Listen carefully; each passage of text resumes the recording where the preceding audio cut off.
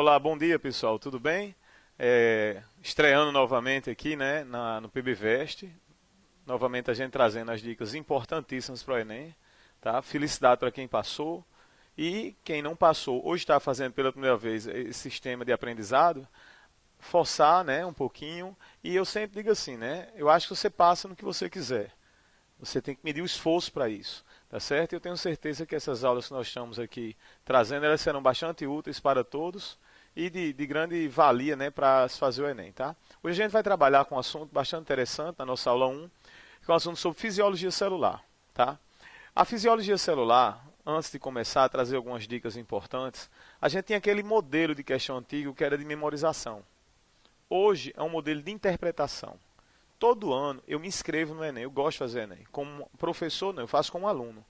E a gente começa, né, desde 2009, quando plantou esse sistema novo Enem, a gente começa a perceber que o Enem tem algumas tendências. E uma das tendências grandes do Enem é gráfico e tabela. Não é uma prova muito de desenhos. Vocês devem lembrar que o desenho que caiu na prova agora, 2013, foi um desenho sobre artéria, né? E que foi muito criticado, porque é um desenho que já caiu em diversas questões. Então o Enem opta por gráfico. E você lembra que a questão que caiu, né, quem fez aí baixa prova, dá uma olhadazinha, vocês vão ter material sobre essas questões também, né? Enem passo a passo, etc. E você vai perceber que a questão que caiu foi um gráfico sobre a aula de hoje. Então, evitar decorar, evitar memorizar, tá certo? Ficar atento nas explicações numa forma extremamente de interpretação e não de memorização, tá certo? Então, nossa aula 1 trata disso. Antes de começar, aí estão nossos endereços, o que vocês precisarem, contem comigo. Além de você mandar as duas para o PBVest, tá certo? Você portar, aí está meu Facebook 1, Evandro Brandão. Ele está lotado, eu tive que abrir outro, Evandro Brandão Continuação. O meu Skype, Evandro Biologia, vocês podem usar, podem me procurar, será um maior prazer. O meu e-mail pessoal, evandrobiologia@hotmail.com e o Twitter. Tá? Então está aí, todas as formas vocês podem me encontrar, podem mandar questões à vontade que a gente irá ajudá-los. Então, a aula de hoje sobre fisiologia celular, tá? Então, não se preocupe agora com a parte de compostos químicos orgânicos, porque hoje essa interatividade com química, o professor de química, quando ele vai falando da função orgânica, ele vai trazendo que é aldeído, cetona, então aquela aula de biologia, glicose, aldose, cetose, isso hoje interage com química, tá? E você perceba que não é muito mais a praia. A grande dica de um material é o DNA, isso sim, bem biologia. O demais, os assuntos, eles vão interagindo. Então, a fisiologia celular ela compreende o seguinte, então acompanhe aqui comigo. Nós vamos ter a célula, e você tem que saber o que para uma prova? O que é que vai acontecer com essa estrutura aqui, que é a membrana plasmática, os transportes que entram e que saem substâncias da membrana plasmática e você entender o que é que acontece aqui dentro da célula, no interior da célula. Isto é, para que serve esta célula. Então, resumidamente é isso. Você vai ter que entender os transportes de membrana, você vai ter que entender o que acontece no interior da célula. Pronto, é isso que você vai hoje aprender e ajudá-los através dessas informações, tá bom? Isso é o que a gente chama de fisiologia celular. Começando pela membrana. Veja bem, quando a gente tem uma célula, ela está em um espaço. Seja um espaço nosso, nosso organismo, seja um espaço ela sozinha, no modelo unicelular. Então eu vou ter organismos multicelulares e vou ter organismos unicelulares. Nos dois modelos, tanto unicelulares quanto multicelulares, o comportamento é muito semelhante. Isto é, eu vou ter um meio intracelular e eu vou ter um meio extracelular. O meio intracelular e extracelular.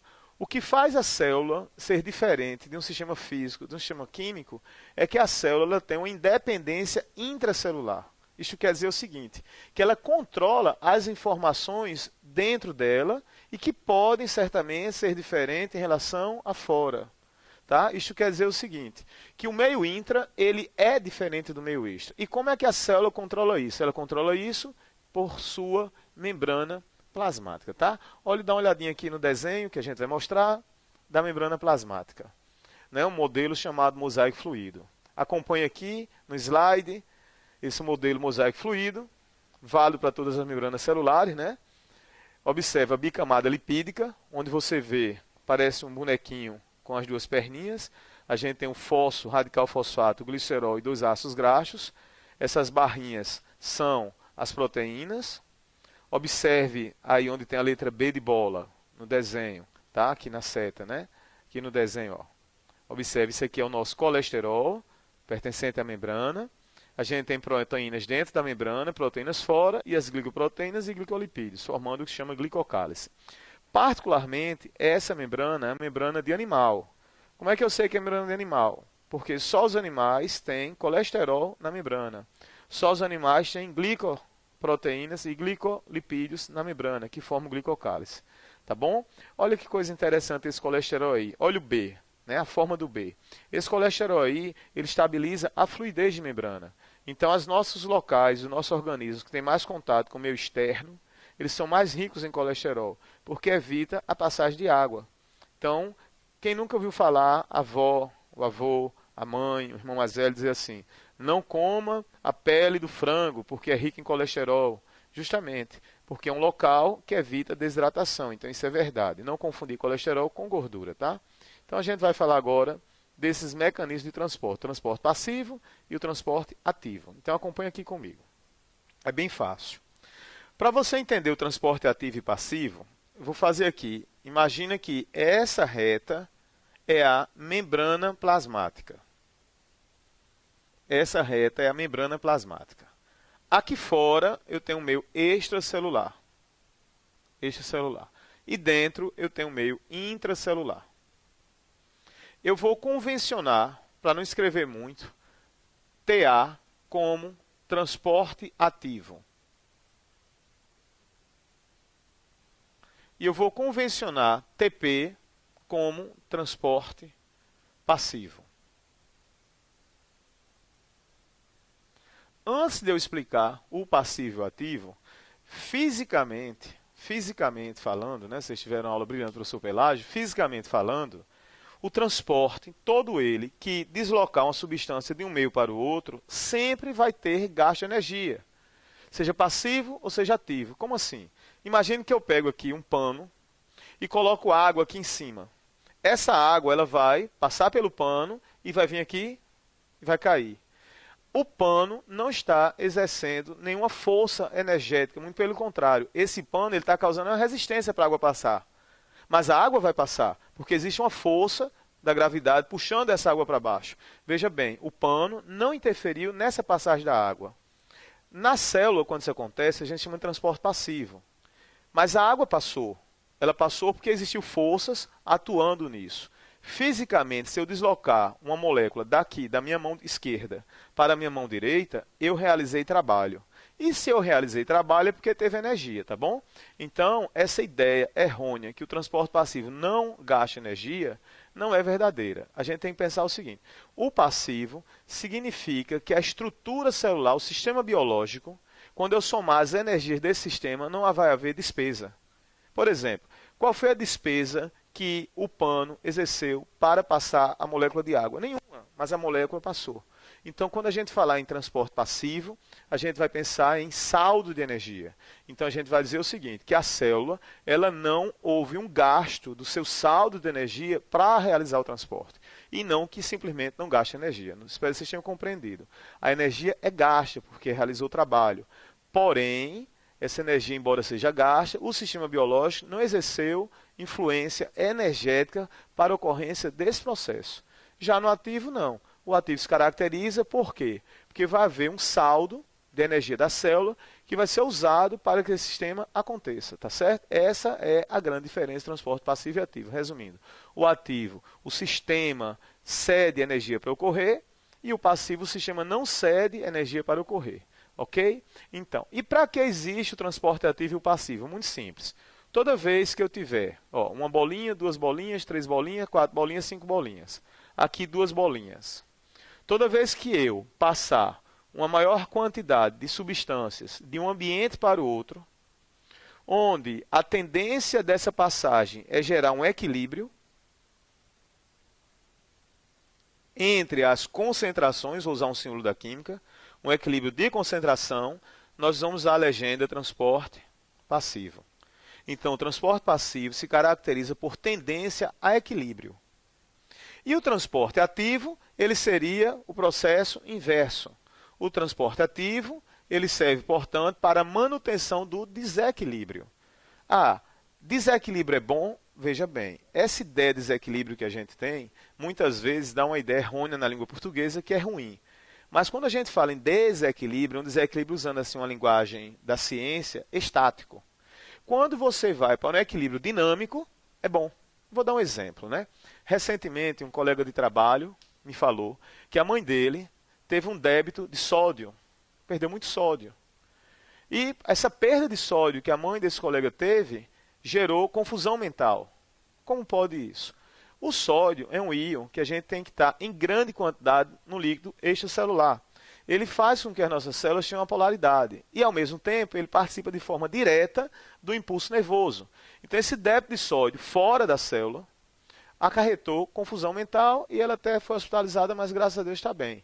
Então perceba bem, foi necessário que a célula tivesse esse sódio em maior quantidade.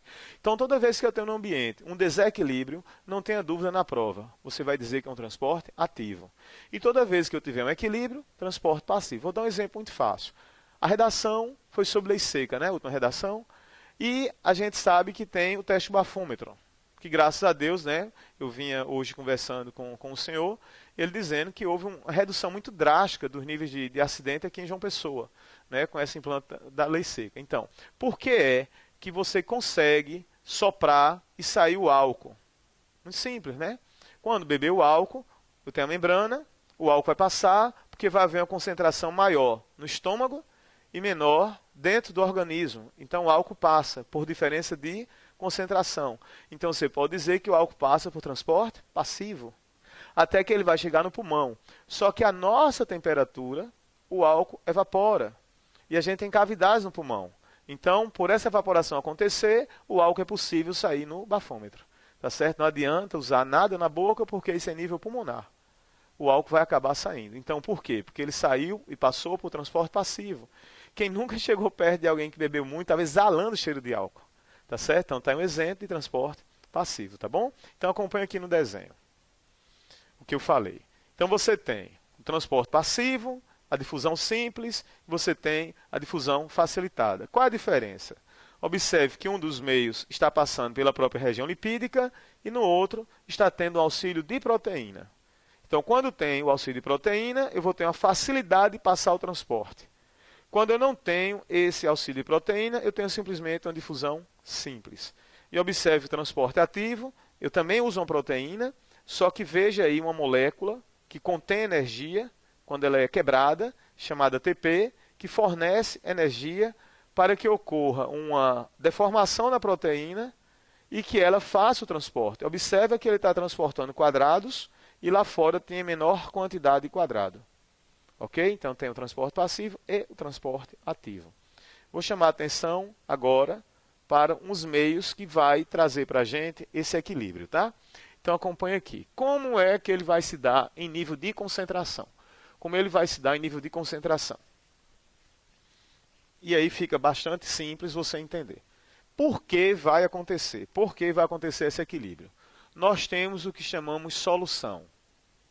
Tá? Numa visão muito simples da química, nós vamos ter o soluto, nós vamos ter o solvente. No nosso caso, o nosso solvente vai ser a água. Eu não vou usar aqui as unidades de concentração, tá? Soluto e o solvente nosso é a água. A água é um solvente maravilhoso, porque é um solvente maravilhoso. Porque quando a gente estuda a água, a gente lembra que ela tem a capacidade de se manter no estado que ela está entre 0 e 100 graus. Tá? A gente vê que ela tem a capacidade de reter muito calor, um calor específico alto. Isso é fantástico, porque as nossas reações metabólicas elas passam a ser resfriadas. Tá certo? Então a gente tem um maior sucesso nas nossas reações. Você imagina se, ao invés de água, fosse álcool. Uma alteração térmica no sistema, esse álcool ia evaporar. Então, sendo a água, ela provoca esse isolamento térmico no sistema biológico, quando a gente usa as energias para a reação endotérmica e para a reação exotérmica. Isto é, a gente usa quando vai fazer anabolismo, que é construir, e a gente usa quando vai fazer catabolismo, destruir. Então, todas as reações bioquímicas que são encontradas no organismo, elas acontecem meio aquoso, sempre. Tá? Então, por isso, a água como solvente, ela vai trazer alguns modelos. Esses modelos a gente chama de referência. Tá? Então existe e tem que ter uma referência, tem que ter um padrão. Tá? A prova ela vai trazer esse padrão, não estou entendendo. Então assim, quando diz que uma solução ela está em equilíbrio, nós estamos falando de um padrão de solução. Tá? Equilíbrio para aquela situação. Por exemplo, quando eu digo assim que a lágrima é salgada, de imediato eu fiz uma comparação, né, com alguma solução que eu tenho no corpo. Quando eu digo que o sangue ele é salgado, eu fiz alguma comparação. Então eu não vou dizer que é salgado sem comparar. Porque se eu for comparar, por exemplo, o sangue com a água do mar, a gente vai ter um outro modelo de comparação. Tá certo? Então, quando se falar com a solução é hipertônica, hipotônica ou isotônica, sempre é através de uma comparação. E não de quantidade. Veja bem, quando a gente disser assim, que uma solução ela é considerada hipotônica, é porque essa solução, a gente pode usar uma expressão, ela é muito diluída. Então, fazendo uma comparação, imagine que uma solução em equilíbrio eu tenho 10 gramas de açúcar, tá? 10 gramas, vamos pensar em açúcar, vamos pensar em glicose. 10 gramas de glicose. Eu tenho 10 gramas de glicose, uma solução hipotética, por 100 ml de água. Essa é a solução em equilíbrio. Então, como seria uma solução hipotônica? Eu tiraria esse valor ou aumento esse aqui. Por exemplo, eu posso ter 5 gramas em 100 ml, ou eu teria 10 gramas em 200 ml. Nos dois modelos, eu vou ter um aumento solvente, eu diluir a concentração. Ou eu reduzir o soluto, também diminuir a concentração. O nosso organismo opta por esse modelo. Porque esse outro modelo, o nosso organismo não vai optar muito no solvente, em aumentar, por quê? Muito simples. Se aumentar o modelo de baixo, eu tenho um vaso sanguíneo. Então, se eu tiver glicose e colocar mais água para dentro do sangue, eu vou ter uma hipertensão arterial. Então, os modelos de inchar por excesso de água não são ideais. Está à prova porque os diabéticos são hipertensos. A glicose é um soluto, puxa água, dá hipertensão. Está aí porque se urina muito diabético. Está aí porque sai glicose na urina. O Enem de 2012 mostra, quem lembra dessa questão, Garfield, bebendo muita água, se alimentando muito, urinando muito, e perguntava a possibilidade dessa doença. Diabetes foi a resposta. Então, porque houve uma alteração na solução. E a solução, portanto, quando for uma solução hipertônica, nós, baseado nesse modelo, eu teria, por exemplo, 20 gramas em 100 ml. Ou eu reduzo esse 5 em 100, né? Perdão. A gente vai ter uma solução hipertônica. Eu aumento esse modelo aqui. Então, na realidade, aqui eu vou aumentar. Não sei se você está entendendo. 20 em 100 ficou uma solução hipertônica em relação a essa, né? Então, se eu colocar assim, ó, 5 em... Se eu aumentar o soluto, desculpa, 20 gramas em 100, vamos botar aqui 20 gramas em 50 ml. Olha como ficou hipertônica, mais ainda. Aqui era hipertônica, aqui ficou mais ainda. Pegando aqui um exemplo do sódio, quando o sódio acontece isso, por isso que se fala que o sódio é hipertensivo, porque também retém água. Enfim, para se chamar hipotônica e hipertônica, eu vou ter uma solução em equilíbrio para estabelecer uma comparação, tá certo? Então, baseado nessas informações, agora a gente vai mostrar os transportes e você vai compreender. Então, observa aqui, nos slides. O que eu falei, ó. Toda vez que essa seta passar para o lado direito, no caso, ela está passando pela região lipídica. Então, quer dizer, passa sem nenhum processo, apenas uma ligeira resistência da membrana. Toda vez que eu tiver diferença de pressão, passa ó, oxigênio, CO2, nitrogênio, benzeno, água, glicerol, etanol, sempre passa. Né? E o que é que não passa pela região lipídica? Aminoácido, glicose, nucleotídeos e os íons. Não passa pela região lipídica. É necessário proteínas para transportar. Tá bom? Vamos retornar, a gente, embora tenha uma memória curta, né? Mas se a gente voltar um pouquinho a Boate Kiss, né? O que é que matou muita gente? Foi o CO. E não tinha como evitar, não. Se por acaso eu ligar aqui CO nessa sala, eu vou morrer asfixiado. Porque o gás ele vai entrar por diferença de pressão. Então, professor, o gás entra por diferença de pressão. É transporte ativo ou é transporte passivo? Passivo. Eu tenho mais pressão e o gás entra. É dessa forma que o gás entra no meu pulmão. Lá fora eu tenho uma pressão maior de oxigênio, o meu pulmão faz com que a musculatura, na realidade, né, exerça nessa grade, pressão menor, o oxigênio entra. Então, pressão maior, pressão menor, oxigênio entra. CO2, pressão maior, pressão menor, CO2 sai. Quem não entendeu, se eu nessa sala colocar uma pressão de CO2 igual ao do meu pulmão, eu vou morrer. Eu não tenho como botar o CO2 para fora. Então os gases também entram por diferença de pressão neste caso. Então está aí, portanto, quando ocorre, né, sem gasto de energia celular, o ATP, o transporte passivo, a osmose, transporte de água, difusão simples, difusão facilitada. E a osmose, né? Então observa aqui no desenho, bem simples, ó. Você tem na legenda em azul a água passando para o ambiente de cor vermelha. Por que a água passa para o ambiente de cor vermelha? Porque esse ambiente está em desequilíbrio. Como esse ambiente está em desequilíbrio, quando você passa do ambiente 1 para o ambiente 2, quando você passa aqui, ó, do ambiente 1 para o ambiente 2, observa que você no ambiente 2, ó, vamos lá, azul para o vermelho. A água passou. Observe a situação 2. O que é que aconteceu? Gerei um equilíbrio. Veja que eu mantive as concentrações em equilíbrio. No caso 3, a água passou para um local em desequilíbrio. Por quê? Traduzindo, a situação 1, esse azul era um meio hipotônico. Aí a água saiu para deixar em equilíbrio. O azul, na situação 3, é um meio hipertônico. Aqui embaixo nós temos as hemácias. A hemácia desidratou. A gente chama de crenação. Aqui a hemácia está no volume normal e aqui ela sofreu uma plasmoptise ou hemólise. Embaixo temos uma célula vegetal, tá certo? Observa que na célula vegetal o processo é semelhante. A célula murchou, abriu esse espaço, essa lacuna entre a membrana e a parede. Na situação 2, ela está em equilíbrio e a situação 3, ela ficou túrgida. A diferença é que a célula vegetal, em virtude dessa parede celular, ela não vai sofrer essa plasmoptise. Ok? Então, isso é a relação da água nas concentrações. Então, a osmose é um transporte passivo. O que importa é igualar a concentração.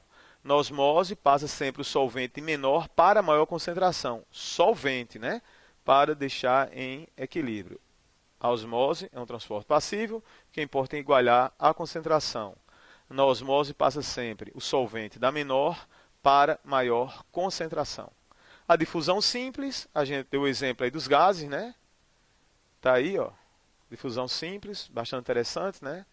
Passando com facilidade por diferença de concentração, né? Veja a imagem, movimento. E temos, né, a difusão de canais. Olha aqui eu falei do sódio, os canais iônicos, passando também o sódio por proteína canal, tá? Havendo aí a relação de DDP. Olha lá, ó. Nash, né, o cara que fez a equaçãozinha que mede o DDP. Veja que quando o sódio passou, a gente alterou a polaridade da membrana. Observa aqui, ó. Era positivo, quando o sódio entrou, a membrana ficou negativa. Professor, esse sódio entrou o quê? Entrou através de um canal iônico por diferença de concentração. Também passivo. E a difusão facilitada, a gente usa essas proteínas carreadoras, chamadas permeases. Elas pegam o composto e introduzem esse composto para dentro da célula. A permease mais famosa, você está vendo aí, ó, na imagem, coisa linda, ó. Ela pegando a substância e trazendo para dentro, tá? Ela facilita essa entrada. Então eu tenho aí um transporte passivo, tá? Colocando a substância, pegou e lançou para dentro, né? Então na realidade a gente usa uma proteína chamada permease. Isso é muito comum na glicose. O que é que a insulina faz? A gente escuta tanto falar. A insulina justamente, ela atua em receptores, o receptor de insulina, que vai ativar uma alteração de uma permease chamada GLUT para facilitar a entrada de glicose. Quer dizer que as pessoas que não produzem insulina em quantidade suficiente ou que não produzem, acabam deixando a célula sem glicose e essa glicose ficando no sangue. Tá? Por isso que o diabetes ele gera emagrecimento. Não estou falando de obesidade. Obesidade é uma outra doença. Então, geralmente, o diabético ele não consegue colocar essa glicose para dentro, tá certo? E aí, a insulina, ela vai ser o fator responsável para atuar na permease chamada GLUT. GLUT é GLU de glucose, que é em inglês, e T de transportadora. E o transporte ativo, extremamente famoso, né? É a chamada bomba de sódio e potássio. Tá? Por que bomba? Está aqui o exemplo. Ó. Transporte ativo. Uniporte e simporte. O que é isso? Uniporte, quando passa uma substância só. Um uniporte, uma substância só. Simporte, duas substâncias. Por que simporte? Porque as duas passam para o mesmo lado. E antiporte, passa para um lado e passa para o outro. Não sei se vocês sabem, acompanhem aqui comigo, o famoso soro caseiro. No Enem, soro caseiro. Por que no soro caseiro, se eu desidratei sódio no meu suor, eu urinei demais, fiquei desidratado, e ainda consigo ingerir esse soro? Se eu não conseguir, é injetável, né? Você vai colocar via intravenosa. Mas vamos imaginar que você ainda está com a capacidade de engolir água. Por que se coloca açúcar se eu não transpirei açúcar? Não é interessante? Numa prova para Enem? Por que o soro caseiro tem açúcar? É muito simples, ó. Quando a gente vai colocar a substância para dentro, em nível de intestino, a glicose, ela entra junto com o sódio, em um transporte chamado ativo, do modelo simporte, os dois entram. Professor, e essa energia gerada vai ser pelo excesso de sódio no lúmen do intestino. E para que glicose? Porque eu vou ter que pegar esse sódio depois e passar ele para cá, ó. Olha que interessante, eu tenho que passar o sódio na situação 1 e o sódio na situação 2. Essa célula ela está em equilíbrio energético. Ela está em equilíbrio energético. E para eu passar o sódio nas células intestinais para dentro do meu corpo, ele tem que enfrentar duas barreiras. A primeira, imagine isso aqui, é o tubo digestório. Então a primeira é entrar na célula que reveste o tubo digestório, chamado enterócito. E depois passar ele para dentro, né, para o líquido extracelular, para entrar no sangue. Essa situação aqui gera essa energia pelo estado de desordem do sódio, que a gente chama de entropia, e essa entropia provoca energia livre. E essa energia livre é acoplada por uma proteína entre os dois. Pronto, entrou. Beleza. E essa glicose, dentro da minha célula, ela vai ser desmembrada em um modelo de respiração celular e vai produzir ATP sem eu desequilibrar energeticamente a célula. Não entendi. Eu preciso que essa glicose entre para ela dar suporte energético para eu colocar o sódio para cá. E para que eu vou colocar o sódio para cá? Porque aqui vai ter uma proteína que vai fazer com que entre o potássio e o sódio ao mesmo tempo. Portanto, a bomba de sódio e potássio. Qual a diferença dos dois transportes? Ambos são ativos. É que esse aqui usou ATP, esse aqui usou energia de entropia. É que esse aqui, os dois entraram ao mesmo tempo, e esse aqui entrou um para um lado, outro para o outro. Quer dizer que esse é sim porte e esse é antiporte. Não é interessante? Então, eu precisei dessa glicose para isso. Né? Eu vou fazer uma analogia para você entender. A única enzima digestória que eu tenho na minha boca é a amilase salivar. Ok? Né? Amilase salivar. Tem a lipase salivar quando você é criança, né? Assim que nasce. Mas a amilase, ptialina. A gente degrada amido. Puxa, degradar amido sim. Por quê? Eu não vou fazer os movimentos peristálticos? Então eu vou já fazendo uma retroalimentação energética. Eu vou comendo e já jogando energia para os meus movimentos peristálticos. É o que acontece aqui. Resumindo, porque no soro caseiro se coloca glicose com sódio, que a glicose ela vai ser degradada na respiração celular, vai fornecer energia para que eu bombeie o sódio aqui para dentro e traga o potássio de volta. A famosa bomba de sódio e potássio. Ok? Então, por isso que tem glicose no soro caseiro. Questão interessantíssima para o Enem. Então, está aí a bomba, né, o sódio em maior quantidade, meu extra, menor quantidade o potássio. Está aí o que eu falei. Ó. Olha a animação. Vamos identificar. Bolinha vermelhinha é o sódio. Bolinha azulzinha é o potássio. Observa que lindo aqui, ó. Vou apontar aqui na seta. Olha que interessante. Biologia é lindo demais, né, pessoal? Então, ó, observa aqui, ó. A bolinha escura, ela vem e quebra, tá vendo? Isso é o ATP, ó. O ATP vem, quebra e eu bombeio. Veja que interessante, a quantidade de bolinha vermelhinha que eu tenho dentro da célula e a quantidade de bolinha vermelhinha que eu tenho fora. Então, estou entrando contra a concentração e saindo contra a concentração. Então, transporte, portanto, chamado ativo. Ok? Eu acabei de falar isso para vocês. Olha aí os transportes, ó, da célula do lúmen, a relação do soro caseiro. Questão interessantíssima para o Enem, né? É uma questão do nosso dia a dia, tá? Que mostra justamente esse transporte, cotransporte acoplado da glicose com sódio, entre aminoácidos com sódio, e o cloro também. Mas olhe a imagem lá de cima, né? Olha a glicose como ela é importante, tá certo? Professor, se a glicose é usada aqui, a gente não vai precisar dela? Vai. Por quê? Porque eu não só vou fazer esse transporte, né? Eu tenho transporte de glicose também em excesso. E ela também vai passar para cá. Eu apenas justifiquei, no caso do soro caseiro, que é uma necessidade de urgência, que a pessoa nem com alimentação está tendo, né? Ok? E agora os chamados transporte em bloco. Qual é a diferença do transporte em bloco? O transporte em bloco é feito pelos eucariontes, que eu vou mobilizar a membrana. A membrana vai ser mobilizada para ver o transporte em bloco. Ok? E daí? Essa mobilização da membrana é feita em eucariontes. A membrana ela é mobilizada. Endocitose e exocitose. Endocitose é quando eu coloco substância para dentro.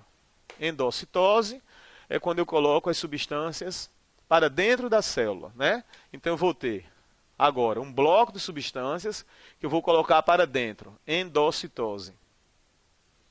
Um bloco de substâncias que eu vou colocar para fora. Exocitose. Esse bloco são macromoléculas. Então, neste caso, eu não vou colocar sódio, não vou botar glicose, são macromoléculas. Endocitose para dentro e exocitose para fora.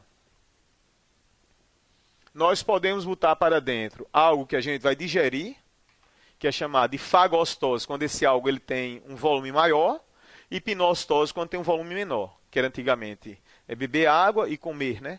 Então, na realidade, a água é osmose. Então, pinocitose a gente não diz que é beber água, porque a água é osmose. A gente diz que pinocitose é o menor agregado de moléculas. E fagocitose, o maior agregado. Tanto a fagocitose quanto a pinocitose serve para digestão. Só que o nosso corpo, às vezes, precisa de uma proteína dentro da célula e ela não pode ser digerida. A gente chama o terceiro. Então, eu vou ter fagocitose, pinocitose para digestão.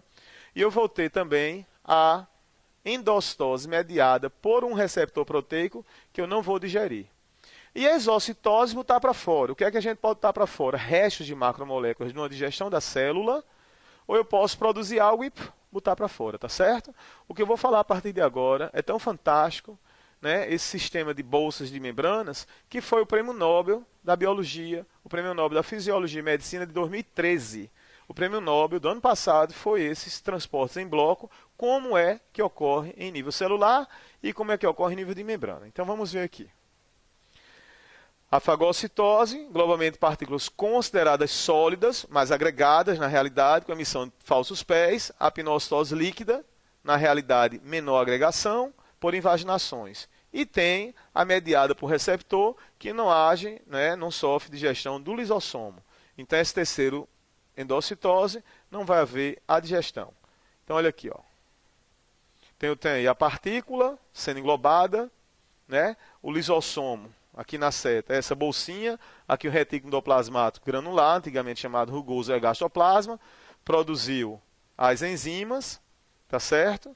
E essas enzimas em nível de complexo de Golgi vão ser produzidas e armazenadas, vai ser produzido o lisossomo, as enzimas no retículo. Vai ser aglobado e vai haver a digestão. Então, houve aqui, ó, uma endocitose e aqui uma exocitose. Então, está aí uma imagem mostrando o que eu acabei de falar, uma imagem real, com corantes de uma ameba fazendo uma fagocitose, englobamento. Em seguida, nós temos a exocitose. A plasmocitose ou plasmaltose, eliminação de resíduos, secreção e eliminação de produtos. Então, olha aí, ó, a célula produziu algo, se associa à membrana, ganha a membrana e põe para fora. Exocitose, ó, as substâncias e é lançado para fora da célula. As substâncias e é lançado para fora da célula. Isso pode ser uma plasmocitose se for restos, ou pode ser também uma secreção se for produto. Ok? Mais uma vez, ó, a partícula digerida, havendo a digestão, os lisossomos e o deslocamento, né? O deslocamento e a famosa plasmocitose, tá? A digestão celular. As diferenças entre células eucarióticas, né, e procarióticas, bastante simples. As procarióticas são menores, não tem a famosa membrana nuclear e não possui as organelas constituídas por membrana. E a eucariótica, ela é mais complexa, né? Em relação aos animais vegetais, a grande diferença é o quê? É que os animais possuem parede celular, possuem vacúolo de pequenas dimensões, possuem lisossomos e possuem centríolos. O lisossomo da vegetal, ele é muito pequenininho. Porque o lisossomo da vegetal, tá? Você vê que eu não botei do lado que não possui, né? Eu não cito. E centríolo também não cito. Por quê? Porque existem plantas que têm anterozoide, as briófitas e pteridófitas. Portanto, essas plantas têm centríolos. As plantas mais complexas, elas têm uma menor quantidade de lisossomo ou lisossomo inexistente em algumas células. Porque como ela tem a sua imensa produção de matéria orgânica, não há necessidade de haver a digestão. Então, quando se falar em lisossomo e centríolo, não é para todos os vegetais. Tá aí a célula que eu falei, né? A procariótica e a célula eucariótica animal e a célula, né, eucariótica vegetal. Ó, o vacúolo, o plasto, tá certo? Observe que ela tem mitocôndria, né? Essa não tem a parede celular, ela não tem um grande vacúolo, que é animal. E a célula bastante simples, que é a célula procariótica, tá? Então, a gente vai falar algumas estruturas. Estrutura chamada cílio e flagelo. Muito simples, né? Cílio e flagelo. Então, para que serve o cílio e flagelo? O cílio e flagelo são produzidos pelo centríolo.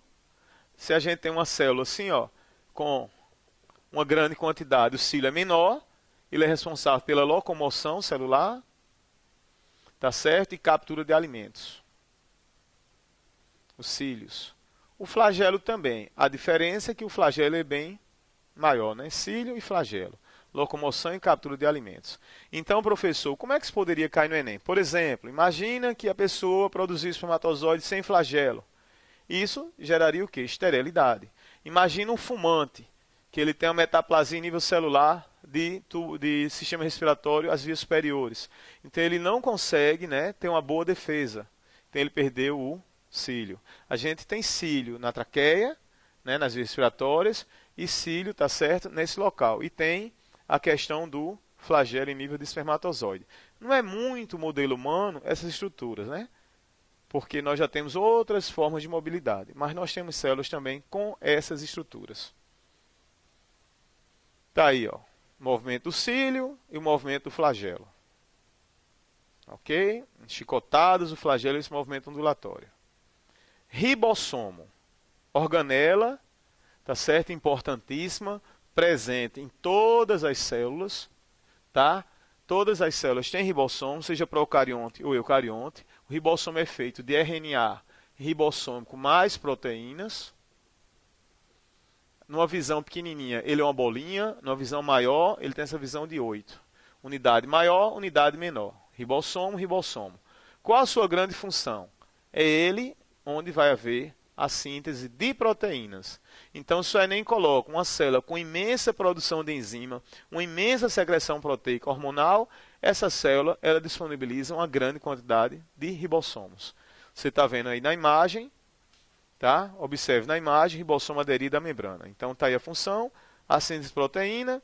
O nucleolo é uma estrutura presente no núcleo dos eucariontes, presente em todas as células, bastante pequenininhos, nanômetros.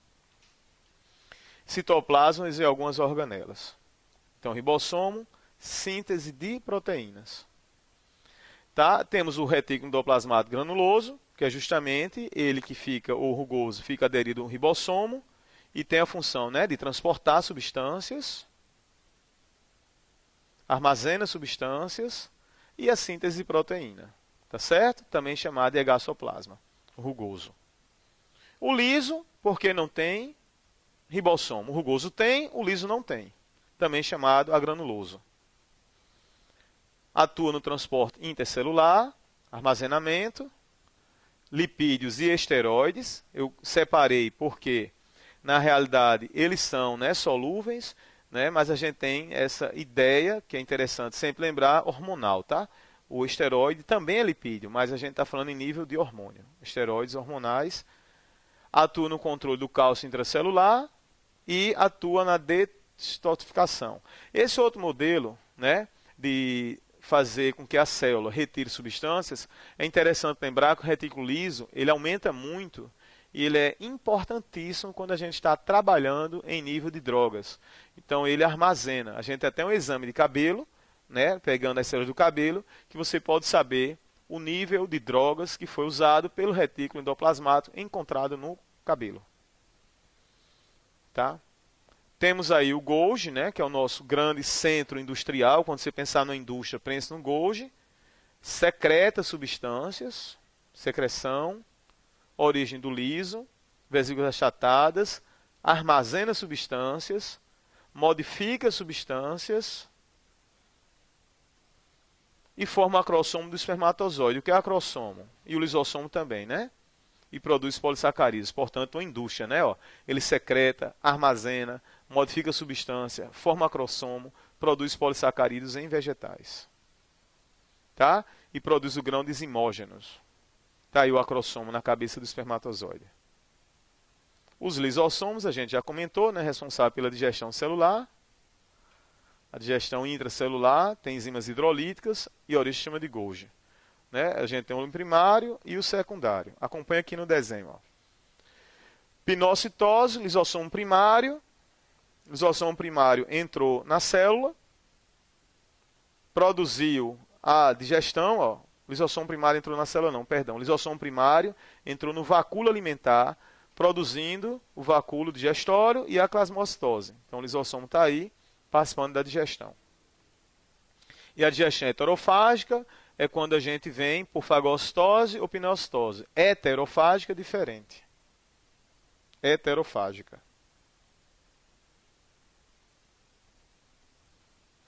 Tá? Então tá aí, ó. Pinocitose, ela vai entrando. O corpo residual. Faz a digestão e sai. Ok? E a autofágica quando ela usa a própria organela. Antes de a gente falar das últimas organelas, está aí ó, o excesso de heterofagia, né?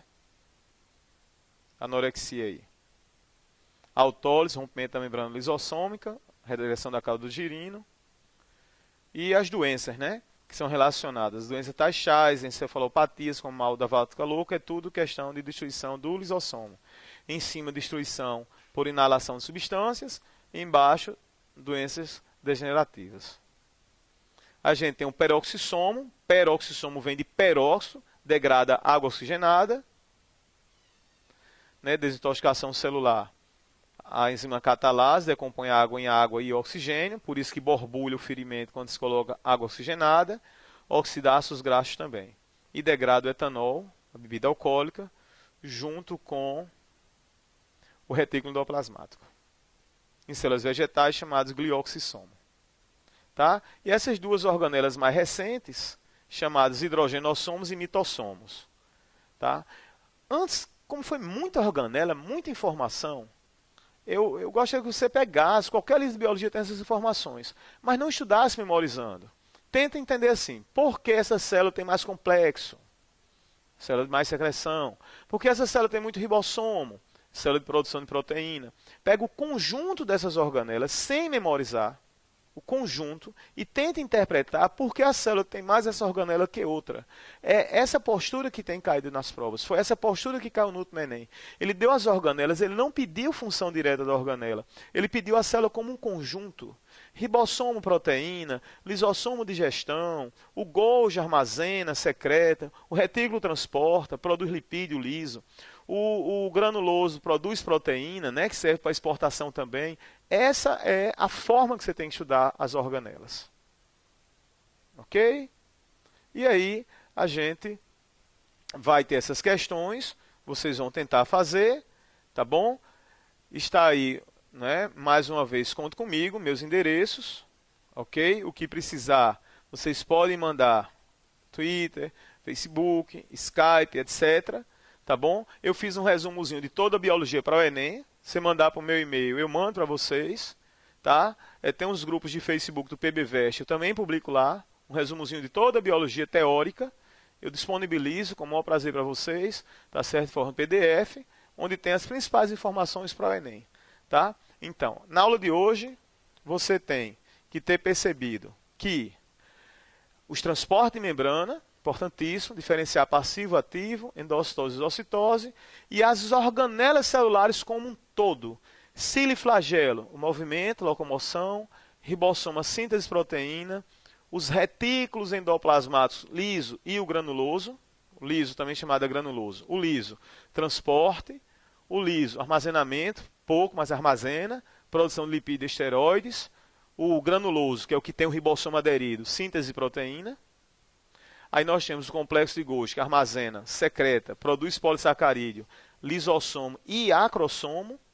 Tá? Estou fazendo a síntese dessas organelas. Nós temos ainda quem? O lisossomo, responsável por digestão, que são dois tipos. Heterofagia, quando eu pego algo de fora e faço a digestão. E autofagia, quando ela digere a própria célula. Tá certo? Que pode ser até também por rompimento de doença, né? Quando você inala silício, amianto, pode provocar isso, ou doenças degenerativas, tá certo? Então, essas são informações interessantes.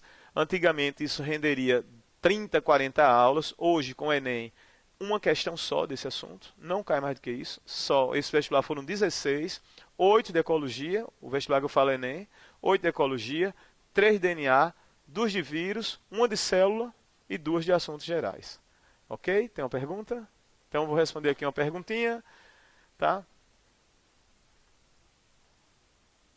O que faz a substância ser lançada para fora da célula? Muito boa pergunta, né? Se você está falando de substâncias pequenas, na realidade, se você está falando de substâncias pequenas na realidade, nós estamos pensando em transporte passivo e ativo. Seria as diferenças de concentrações ou seria a proteína que vai lançar? Se você está pensando em macromoléculas, a gente pode lançar, por exemplo, olha que legal, Amanda, Cássia, né?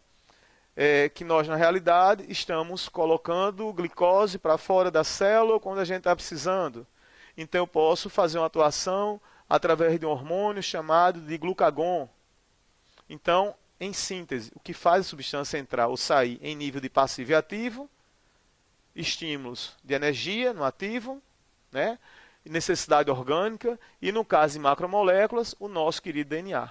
Ele que controla. Nós podemos falar uma linguagem linda chamada, isso é um processo inato, é um processo natural do organismo.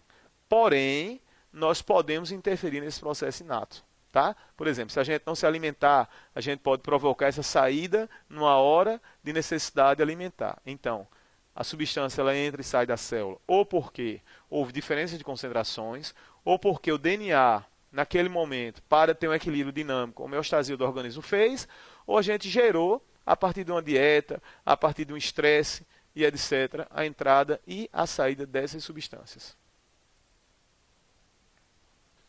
Ok? Então, essas informações da aula de hoje, eu estou à disposição, mandem dúvidas, né? O PBVest tem aí o local que a gente coloca as dúvidas, um projeto extremamente vencedor, tá certo? Dei também e-mails e etc.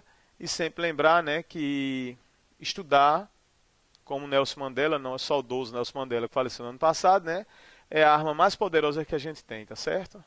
Então ela é a solução. Se você quiser chegar, onde você quiser chegar, estudo. Sempre lembrar, hoje o mundo é o mundo da informação, tá certo? A informação é guardar esses dados. Bom final de semana para todos aí, um abraço e até a próxima.